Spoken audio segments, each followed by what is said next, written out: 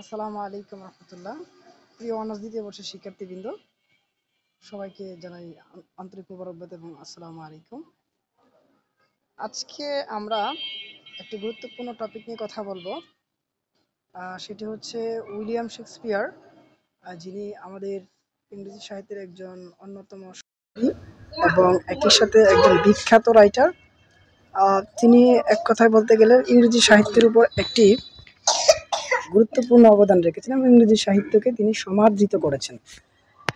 আমরা মূলত এই উইলিয়াম শেক্সপিয়ার সম্পর্কে একটা গ্লিন্স একটু দেখে নিব। এক্ষেত্রে আমরা স্ক্রিনে দেখতে পাচ্ছি যে উইলিয়াম শেক্সপিয়ার জন্মগ্রহণ করেছেন 23 এপ্রিল 1564 এবং তিনি ব্যাপটাইজড হয়েছেন এপ্রিল 26, 1564। অর্থাৎ তিনি তার জন্মের 3 দিন পরেই তিনি ব্যাপটাইজড হয়েছেন। তো সেক্ষেত্রে তোমরা হয়তো বা জানো যে আসলে ব্যাপটিজম জিনিসটা কি।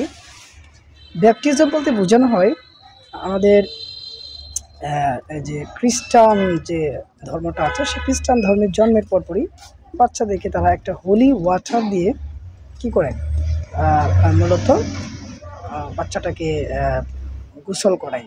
সেটাও একটা অন্যরকম স্টাইলে সিস্টেমে। তোমরা চাইলে ব্যাপটিজম নিয়ে পরবর্তী সময় আরও কথা বলা যেতে পারে। তো তিনি জন্মগ্রহণ করেছেন মূলত ইংল্যান্ডে, স্ট্র্যাটফোর্ড অ্যাভন, এবং তিনি মৃত্যুবরণ করেছেন এপ্রিল 23, 1616-এ। অকুপেশন, তিনি একজন প্লেরাইট, পোয়েট এবং অ্যাক্টর।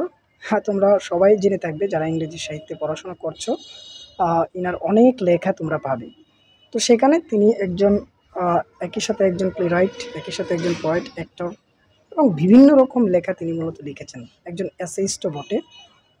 তো ইনি মূলত যে এরাতে, অর্থাৎ ইংরেজি সাহিত্যে কিন্তু বিভিন্ন এজ বিভাজন আছে। তো ইনি মূলত যে এরাতে জন্মগ্রহণ করেছেন সেটা হচ্ছে ইংলিশ রেনেসাঁ পিরিয়ড। আমরা জানি যে ইংরেজি সাহিত্যের একটি নবজাগরণ যখন ঘটেছিল, সেই সময়টা মূলত ইংলিশ রেনেসাঁ পিরিয়ড। সেটা 16th সেঞ্চুরিতে হয়েছিল।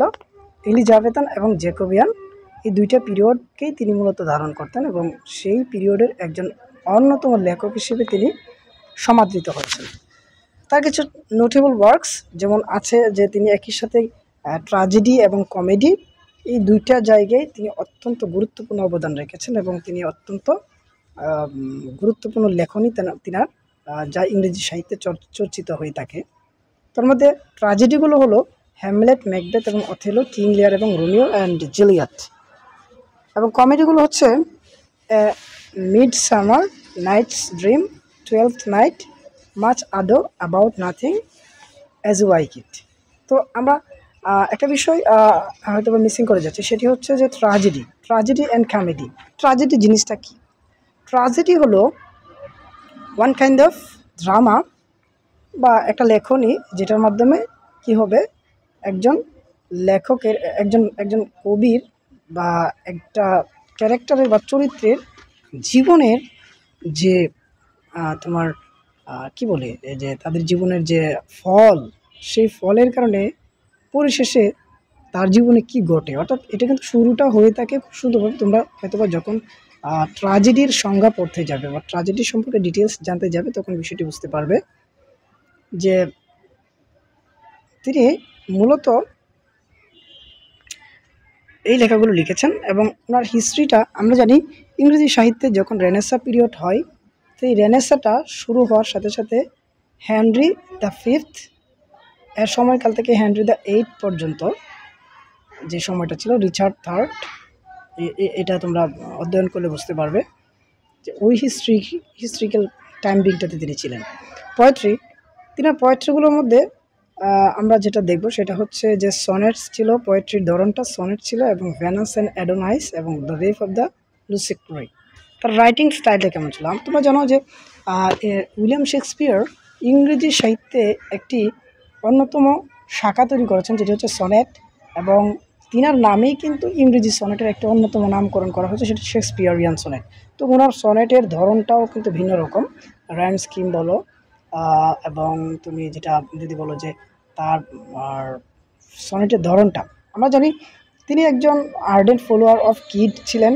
সেই কিটকে তিনি ফলো করতেন, কিন্তু আলটিমেটলি কিট সনেটের যে ধারা আবিষ্কার করে গিয়েছিলেন সেই ধারাকে তিনি তার গতানুগতিক ধারার মধ্যে নিয়ে আসে নাই। ইংরেজি সাহিত্য শুরু হওয়ার সাথে সাথে তিনি একটি ভিন্ন ধারায় ইংরেজি সাহিত্য চর্চাটাকে তিনি অন্যরকম একটা রূপ দান করেছিলেন। তো তোমার রাইটিং স্টাইলটা কেমন ছিল একটু দেখে নিই। যে দেখো তোমরা স্ক্রিনে দেখতে পাচ্ছ যে এই যে জায়গাটা এখানে আমি একটু একটু মার্ক করে নিই।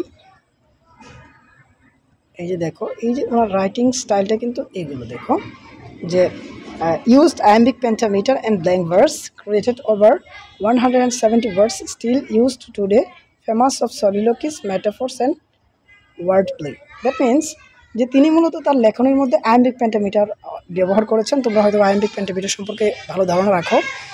আয়াম্বিক পেন্টামিটার সম্পর্কে না জানলে আমি তোমাদেরকে একটি ভিডিও দেবো, সেটার মধ্যে তোমরা জানতে পারবে। এবং তিনি মূলত তার কবিতার মধ্যে যে লেখনী বা ওয়ার্ড প্লের যে মুভমেন্টটা সেটা অত্যন্ত বিরলধর্মী এবং অন্যতম একজন লেখক হিসেবে তিনি সমাদৃত হয়েছেন। তো ফোকাস ফর সলিলকিস, তো ফোকাস ফর সলিলকিস বা ফেমাস ফর সলিলকিস জিনিসটা কি, তিনি তার লেখনীর মধ্যে সলিলকি এর উপর একটি ফোকাস দিয়েছেন।